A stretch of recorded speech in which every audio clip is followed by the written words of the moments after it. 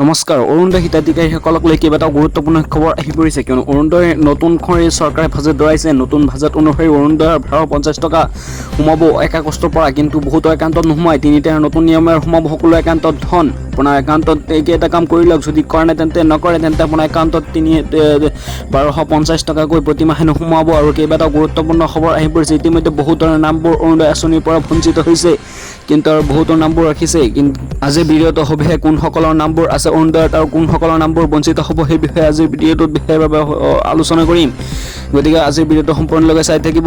বলক পলম নকৰাকৈ আজিৰ ভিডিঅ'টো আৰম্ভ কৰোঁ। প্ৰথমে জনাওঁ যে অৰুণোদয় আঁচনিবোৰ কোনসকলৰ নামবোৰ থাকিব। যিসকলৰ নামবোৰ অৰ্থাৎ দুখীয়া শ্ৰেণীৰ অন্তৰ্গত, অৰ্থাৎ যোগ্য অৰুণোদয় হিতাধিকাৰী যোগ্য হয়, অৰ্থাৎ যিসকল দৰিদ্ৰ সীমাৰেখাৰ অন্তৰালত পৰে, অৰ্থাৎ বছৰি 1 লাখতকৈ কম বাৰ্ষিক তেখেতসকলে দৰমহা অৰ্থাৎ তেখেতসকলে উপাৰ্জন কৰে, তেখেতসকলহে মহিলাসকলে তেখেতসকল অৰ্থাৎ বিধৱা, অৰ্থাৎ যিসকলে মানে কম আয়, অৰ্থাৎ যিসকলে কম পইচা ইনকাম কৰে, তেখেতসকলৰ বাবেহে এই আঁচনিটো বিশেষভাৱে। আৰু যিসকলৰ যোগ্য ব্যক্তি হয় অৰ্থাৎ অযোগ্য হয়, অৰ্থাৎ ধনী শ্ৰেণীৰ অন্তৰ্গত পৰা তেখেতসকলৰ নামবোৰ এই আঁচনিৰ পৰা বঞ্চিত হ'ব, অৰ্থাৎ তেখেতসকলৰ একাউণ্টত এইবোৰ টকা নোসোমাব। অৰ্থাৎ ৰাজ্য চৰকাৰ অৰ্থাৎ অসমৰ মুখ্যমন্ত্ৰী হিমন্ত বিশ্ব শৰ্মাই আৰু বিত্তমন্ত্ৰী জয়ন্ত মল্লবৰাই ঘোষণা কৰিছে যে 1 আগষ্টৰ পৰা 3টা নিয়মেৰে সোমাব একাউণ্টত ধন। আপোনাৰ একাউণ্টত KYC আছে নে নাই, অৰ্থাৎ আপোনাৰ বেংক একাউণ্টত DBT লিংক আছে নে নাই। যদি নাই তেন্তে আপোনাৰ একাউণ্টৰ পৰা টকাবোৰ নোসোমায়। আপোনাৰ একাউণ্টত DBTৰ জৰিয়তে সোমাব।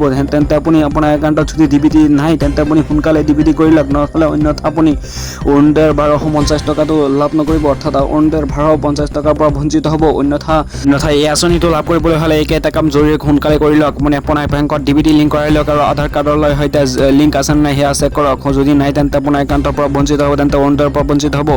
আৰু বহুতে প্ৰশ্ন কৰিছে যে অৰুণোদয়ৰ নতুনকৈ হিতাধিকাৰীসকলৰ নামবোৰ অন্তৰ্ভুক্ত কৰিব পাৰিব নে নাই। ইয়াৰ কিন্তু অসমৰ মুখ্যমন্ত্ৰী হিমন্ত বিশ্ব শৰ্মাই ঘোষণা কৰিছে যে যিসকলে আগতে অৰুণোদয় পাই আছিল, অৰ্থাৎ আগতে যিসকলে 9,000 টকা পাইছিল, তেখেতসকলেহে এই 1250 টকাটো 1 আগষ্টৰ পৰা লাভ কৰিব। অন্যথা যিসকলৰ মানে নতুনকৈ কোনো অৰুণোদয় আঁচনিৰ পৰা নাম নাই, তেখেতসকলে আগতে অৰুণোদয় আঁচনি পোৱা নাছিল বা নতুনকৈ দিব বুলি ভাবি আছে, তেখেতসকলৰ এতিয়া পঞ্জীয়নবোৰ খোলা নাই। কিন্তু হিমন্ত বিশ্ব শৰ্মাই ডিক্লেয়াৰ কৰিব যে অসমৰ মুখ্যমন্ত্ৰীয়ে ডিক্লেয়াৰ কৰি দিব কেইদিনমান পিছত অৰুণোদয় 1 আগষ্টৰ পৰা যিসকলে টকা সোমোৱাৰ পিছতে এই সকলো আকৌ নতুনকৈ পঞ্জীয়নবোৰ খুলি দিব, যে যিসকলে এবাৰো টকা পোৱা নাই, অৰ্থাৎ যিসকলৰ নামবোৰ এতিয়া অৰুণোদয় হিতাধিকাৰীসকলৰ নামত অন্তৰ্ভুক্ত হোৱা নাই, তেখেতসকলৰ বাবে সুযোগ আহি আছে। তেখেতসকলৰ একাউণ্টবোৰ তেখেতসকল যদি যোগ্য ব্যক্তিৰ অন্তৰত পৰে, অৰ্থাৎ দুখীয়া শ্ৰেণীৰ অন্তৰত পৰে, তেখেতসকল যদি ভাত পৰি আছে, তেন্তে আপুনি চিন্তা কৰিবলগীয়া একো নাই। কিন্তু আপোনাৰ নামবোৰ সোমাই দিব পাৰিব, আপুনি নতুনকৈ অন্তৰ্ভুক্ত কৰিব পাৰিব। অৰ্থাৎ অৰুণোদয় আঁচনিৰ হিতাধিকাৰীসকলৰ অৰুণোদয় আঁচনিৰ নতুনকৈ পঞ্জীয়নবোৰ খুলি দিব আপোনাৰ এপ্লাই কৰিবৰ বাবে বা আপোনাৰ নামবোৰ অন্তৰ্ভুক্ত কৰিবৰ কাৰণে। সেয়া আপুনি চিন্তা কৰিবলৈ একো নাই। আপুনি আপোনাৰ ডকুমেণ্টছবোৰ ৰেডি কৰি ৰাখক আৰু আপুনি আপোনাৰ পঞ্চায়তৰ সভাপতি যিজন আছে তেখেতৰ সৈতে যোগাযোগ কৰক, আৰু আপোনাৰ গাঁৱৰ যিজন ৱাৰ্ড মেম্বাৰ আছে, সদস্য আছে, তেখেতৰ সৈতে যোগাযোগ কৰক। আপুনি যে যোগ্য ব্যক্তি হয় তেন্তে যদি আপুনি অৰুণোদয়ৰ পৰা ভাত পৰি আছে, সোনকালে তেখেতসকলক ব্যৱস্থা কৰি আপোনাৰ অৰুণোদয়ৰ পৰা আপুনি অৰুণোদয় আঁচনি লাভ কৰিবৰ বাবে আপুনি তেখেতসকলৰ সৈতে যোগাযোগ কৰক। অন্যথা অৰুণোদয় আঁচনি পদবোৰ অৰ্থাৎ আপোনাৰ নতুনকৈ যেতিয়া এই নামবোৰ কৰি দিব, তেতিয়াহে আপুনি অন্তৰ্ভুক্ত কৰিব পাৰিব। অন্যথা আপুনি নোৱাৰিব, কিয়নো আপুনি যদি আগতীয়াকৈ কৰিব পাৰি বুলি ভাবিছে, তেন্তে আপুনি সোনকালে এতিয়া যোগাযোগ কৰক আপোনাৰ পঞ্চায়তৰ সভাপতিৰ সৈতে।